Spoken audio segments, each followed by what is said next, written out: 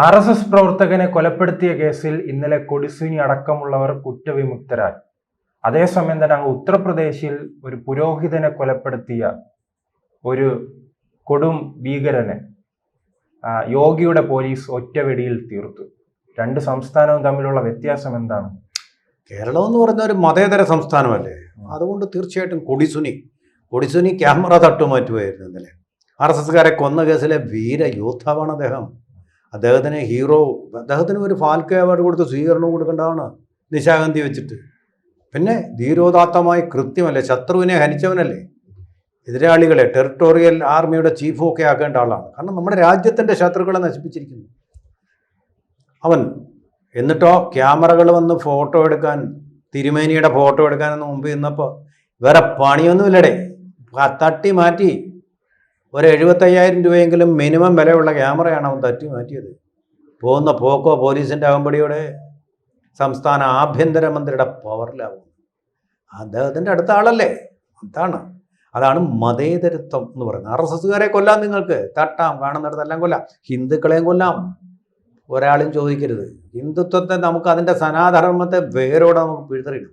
അതിനാണ് നമ്മൾ മതേതരത്വം എന്ന പരിപാവനമായിട്ടുള്ള പേര് വിളിക്കുന്നത്. ശബരിമലയിൽ ആഭരണങ്ങൾ, ആടയാഭരണങ്ങൾ മുഴുവൻ അവിടുന്ന് മാറ്റണം. എന്ത് കാര്യം? മറ്റു മന്ദിരങ്ങളിലൊന്നും തൊട്ട് കളിക്കാൻ പാടില്ല. അതാണ് നമ്മുടെ മതേതരത്വം എന്ന് പറയുന്നത്. അതാണിവിടെ. അപ്പോൾ ഈ വർഗീയവാദിയാണല്ലോ യോഗി ആദിത്യനാഥ്. അതുകൊണ്ട് അയാൾ പഴഞ്ചൻ യാഥാസ്ഥിതികൻ. അവിടുത്തെ ഉള്ള പഴയ ആൾക്കാർ, ഗൂഢാരാജിൻ്റെ ആൾക്കാരെയൊക്കെ ഒന്നൊന്നായിട്ട് ഇയാൾക്ക് വിവരമില്ലെന്നേ. പുരോഗമനവാദ സ്വഭാവമില്ല, മതേതരത്വ സ്വഭാവമില്ല. അതുകൊണ്ട് ഈ ഗുണ്ട ആളുകളെ ഇങ്ങനെ വെറുതെ കൊല്ലുന്ന ആൾക്കാരെ ഒക്കെ ഇങ്ങനെ ഓരോരുത്തരെയായിട്ട് തീർത്തുകൊണ്ടിരിക്കുകയാണ്. അവനെയൊക്കെ ഓരോരുത്തരെയും തീർക്കുമെന്നും പറഞ്ഞ് അങ്ങേര് തുടങ്ങിയിരിക്കുന്നത്. മമതാ ബാനർജിയെ കണ്ടുപിടിച്ചുകൂടെ? മതേതരത്വത്തിൻ്റെ മകുടോദാഹരണമായിട്ടുള്ള മമതാ ബാനർജി നോക്കൂ. ഒരു ഗ്രാമത്തിലെ മുഴുവൻ പെണ്ണുങ്ങളെയും വെച്ച് അനുഭവിച്ചുകൊണ്ടിരുന്ന ഷാജഹാൻ ഷെയ്ഖ് ഹീറോ പരിവേഷത്തോടു കൂടി അവിടെ നടന്നു, ഷെയ്ക്കായിട്ട്. ആ ബംഗാളിൻ്റെ മുഴുവൻ ഷെയ്ക്കായിട്ട് നടന്നു. ഒരു പിടി ഉണ്ടായില്ല, ഒരാളും പിടിച്ചില്ല. ഭർത്താക്കന്മാരെ ഒക്കെ തോക്കിൻ മുനയിൽ വിരട്ടി നിർത്തി ഭാര്യമാരെ ബലാത്സംഗം ചെയ്യാനുള്ള അനുവാദം. ലൈസൻസ് ടു കിൽ എന്നായിരുന്നു ജെയിംസ് ബോണ്ടിൻ്റെ മോട്ടോ. അതേസമയം ഇവിടെ ലൈസൻസ് ടു റേപ്പ് അതായിരുന്നു ഷാജഹാൻ ഷെയ്ഖ്.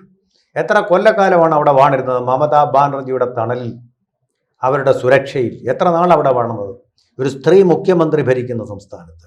ഇപ്പോൾ കഴിഞ്ഞ ദിവസം നോക്കൂ, ദളിതനായ പാവപ്പെട്ട ഒരു BJP MP പ്രളയ ദുരിതം അനുഭവിക്കുന്ന സ്ഥലങ്ങളിൽ അവർക്ക് വേണ്ടുന്ന പണം കൊടുക്കാൻ വേണ്ടി പോയി എന്നുള്ള ഒരൊറ്റ അപരാധത്തിന് തൃണമൂൽ കോൺഗ്രസിൻ്റെ ആൾക്കാർ മാരകമായിട്ട് പരിക്കേൽപ്പിച്ച് ആശുപത്രിയിൽ ICU യൂണിറ്റിൽ കിടക്കുക. കൂടെ പോയ മറ്റൊരു MLA ആണോ MP ആണോ എന്ന് അറിയത്തില്ലേ, MLA അടിച്ച് പരുവപ്പെടുത്തി. ജനസേവനത്തിന് പോയാലേ ഇങ്ങനെ BJPക്കാരൊന്നും ഇവിടെ ജനസേവനം ചെയ്യേണ്ട, ഞങ്ങൾ ചെയ്തോളാം, അവരുടെ ജനസേവനം മാത്രം മതി. ഇതാണ്. നിങ്ങൾ വേണമെങ്കിൽ പോയി ജലസേചനം ചെയ്തു എന്നുള്ളതാണ് അവരുടെ. അപ്പോൾ ആ തരത്തിലാണ് മതേതരത്വ ഭരണങ്ങളൊക്കെ ആഘോഷിക്കപ്പെടേണ്ടത്. മതേതരത്വത്തിൻ്റെ മഹോന്നതമായിട്ടുള്ള ഉദാഹരണങ്ങൾ നമ്മൾ കണ്ടത്. പാവം യോഗി അദ്ദേഹത്തിന് ആ മതേതരത്വത്തിൻ്റെ ഭാഷയൊന്നും അറിയത്തില്ല. അക്രമിയാവുന്നോ അവനെ അപ്പോൾ തന്നെ കൈകാര്യം ചെയ്യും. ഇതിനപ്പുറം ഒന്നുമില്ല. ഇവിടെ കഴിഞ്ഞ ദിവസം നടന്ന സംഭവം ബറേലിക്ക് സമീപം കാസ്ഗഞ്ച് നിവാസിയായിട്ടുള്ള ഒരാളാണ്.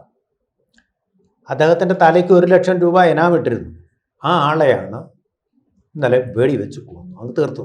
അയാളെ കൊണ്ടുള്ള ശല്യം പൊതുജനങ്ങൾക്ക് ഇല്ലാതാക്കിയത്. നമ്മുടെ മാതൃഭൂമി ആഴ്ചപ്പതിപ്പിൽ സെപ്റ്റംബർ 14 ലക്കത്തിലൊരു കഥയുണ്ട്. ആ കഥയിലെ ഓർമ്മിപ്പിക്കുന്ന പോലൊരു കഥാപാത്രമാണ് ഇദ്ദേഹം. ആ കഥയിൽ ആലിക്കോയ മാത്രമല്ല, പ്രഭാകരൻ തുടങ്ങിയ കുറേ കഥാപാത്രങ്ങളുണ്ട്. ഗ്രാമം മെഴി പൂട്ടുമ്പോൾ എന്നാണ് ആ കഥയുടെ പേര്. എഴുതിയിരിക്കുന്നത് സുഭാഷ് ഒട്ടുംപുറം. വയലാർ അവാർഡല്ല, എഴുത്തച്ഛൻ അവാർഡും കൊടുക്കേണ്ട ഒരു കഥയാണ് വാസ്തവത്തിൽ. അത് കഥയല്ല, ഒരു സത്യമാണ്. ഉള്ളു തുറന്നെഴുതിയ, ഉള്ളു പൊള്ളിക്കുന്ന ഒരു കഥ. ആ കഥയിൽ ആലിക്കോയ, പ്രഭാകരൻ തുടങ്ങിയ 2 പ്രധാന കഥാപാത്രങ്ങളുണ്ട്. അവരുടെ പരിപാടി എന്ന് പറഞ്ഞാൽ ഒരു കത്തി അല്ലെങ്കിൽ കഠാരയുമായിട്ട് പോവുക. ആ കഠാര കാണിച്ചുകൊണ്ട് ഓരോരുത്തരുടെ കയ്യിൽ നിന്നും മദ്യം വാങ്ങിക്കുക, പണം വാങ്ങിക്കുക. അതുപോലെ തന്നെ മൂന്നാമത്തെ ഒന്നായിട്ടുള്ള അവരുടെ മാനം വാങ്ങിക്കുക. അത് പെൺകുട്ടികൾക്ക് മാത്രം. ഇവരെ എല്ലാവർക്കും പേടിയാണ്. ഗ്രാമത്തിലെല്ലാവർക്കും പേടിയായതുകൊണ്ട് ഇവർ ചോദിക്കുന്നത് മുഴുവൻ കൊടുക്കുവാണ്. കത്തിയും കൊണ്ട് കൊന്നു കളഞ്ഞാൽ, മാനം പോയി കഴിഞ്ഞാൽ എന്തു ചെയ്യും എന്നുള്ള ഒരു സന്ദേഹം കൊണ്ട് അവരിതെല്ലാം ചെയ്യുകയാണ്. ആ കഥയോടനുബന്ധമായിട്ട് ചേർത്തിട്ടുള്ള ഒരു വാചകമുണ്ട്. അത് വളരെ ഷെർലോക്ക് ഹോംസിൻ്റെ ഒരു ഉദ്ധരണിയാണ്. അത് വായിക്കാം.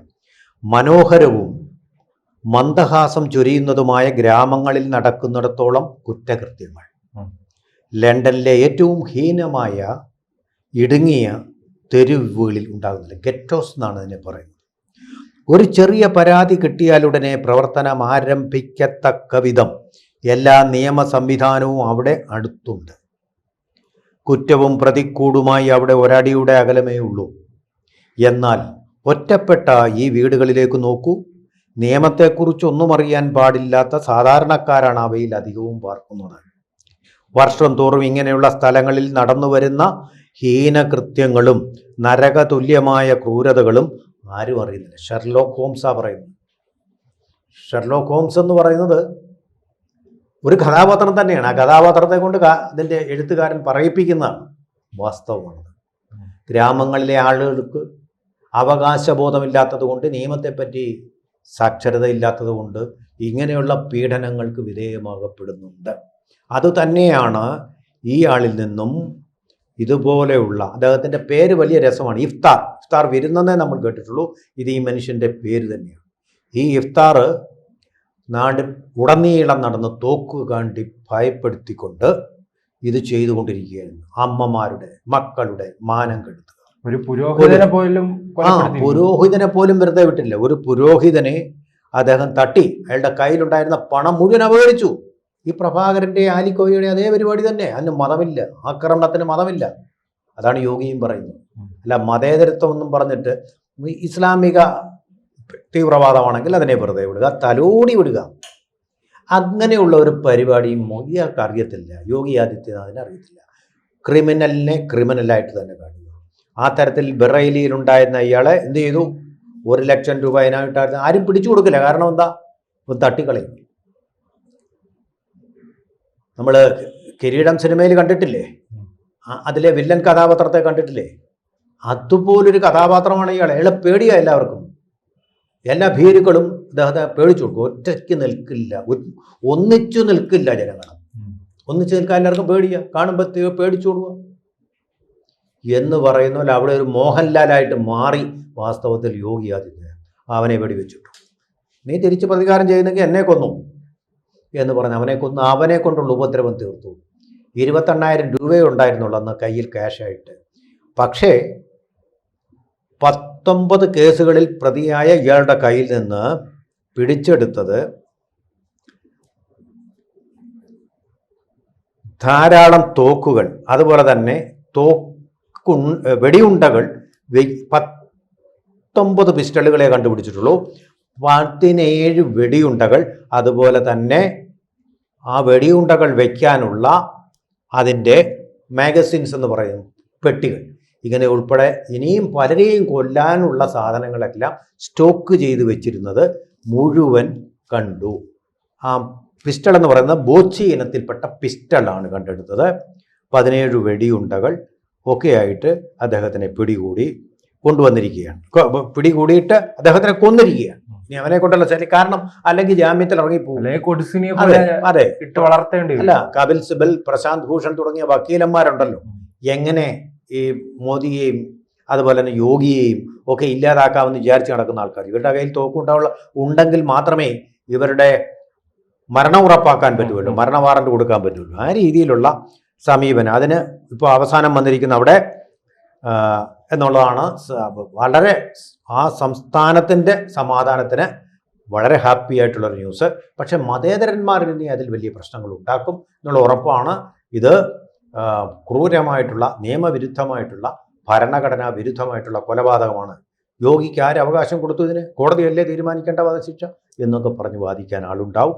എന്തായാലും ആ ശല്യം ഇപ്പോൾ തൽക്കാലം തീർന്നിരിക്കുകയാണ്. ഒരു 2006 ഒരു പുരോഹിതനെ പരസ്യമായിട്ട് തന്നെ വെടിവെച്ച് കൊന്നു. അയാളുടെ പണം മുഴുവൻ അപഹരിച്ച നികൃഷ്ടനായിട്ടൊരു വ്യക്തിയെയാണ് ഇപ്പോൾ UPക്ക് നഷ്ടപ്പെട്ടിരിക്കുന്നത്. മിക്കവാറും കേരളത്തിൽ നിന്നൊക്കെ ഈ മാധ്യമ പ്രവർത്തകരുമൊക്കെ അങ്ങോട്ട് പോയാൽ സാധ്യതയുണ്ട്. ന്യൂനപക്ഷ കൊലപാതകം എന്ന് പറഞ്ഞിട്ട് അങ്ങോട്ട് പോകാനും അവിടെ മേയാനും ഒക്കെ സാധ്യതകളുണ്ട്. പ്രിയങ്ക ഗാന്ധിയും രാഹുൽ ഗാന്ധി കൊളംബിയയിലായതുകൊണ്ട് അല്ലെങ്കിൽ പോടി വരില്ല, ഒക്കെ വരാനുള്ള സാധ്യതകളാണ് ഇപ്പോൾ തെളിഞ്ഞിരിക്കുന്നത്. അതെന്തായാലും അദ്ദേഹത്തിൻ്റെ ഈ കാര്യത്തിൽ ഒരു തീരുമാനമായി. ആരുടെ കാര്യത്തിൽ? ഈ ഇഫ്തറിൻ്റെ കാര്യത്തിൽ അവിടെ ഇപ്പോൾ ഒരു തീരുമാനമായിരിക്കുന്നു.